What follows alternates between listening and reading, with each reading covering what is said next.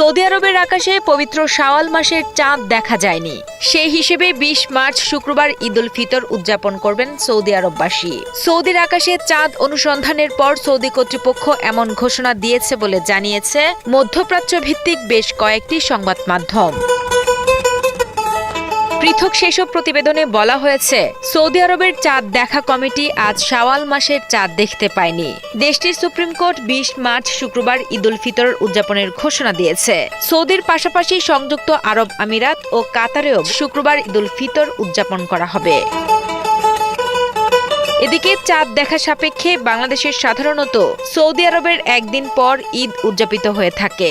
সৌদির সাথে মিল রেখে বাংলাদেশের বহু জেলাতেও ঈদ পালন করে থাকেন ধর্মপ্রাণ মুসল্লিরা।